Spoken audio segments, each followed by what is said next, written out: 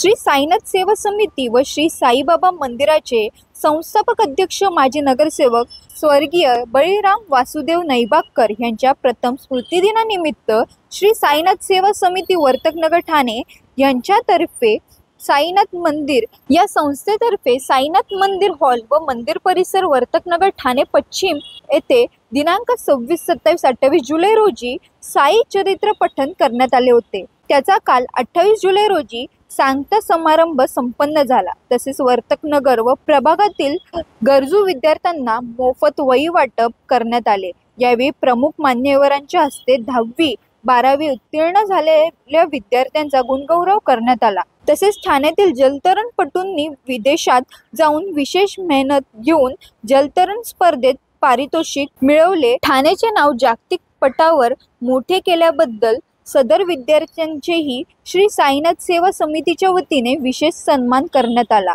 या सर्व कार्यक्रमाला शालेय विद्यार्थी, पालक, शिक्षक, ठाणेकर नागरिक व साई भक्त मोठ्या संख्येने उपस्थित होते। सदर श्री साईनाथ सेवा समितीचे अध्यक्ष श्री मंगेश बळीराम नैबागकर यांच्या अध्यक्षतेखाली सर्व कार्यक्रम संपन्न करण्यात आले होते।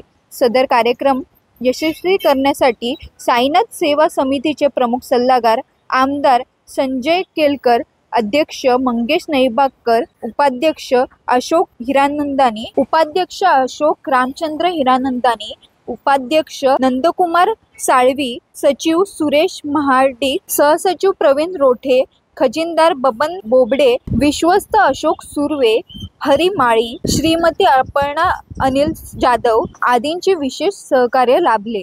यावेळी पत्रकारांशी बोलताना साईनाथ सेवा समितीचे अध्यक्ष मंगेश बळीराम नैबागकर यांनी अधिक माहिती दिली।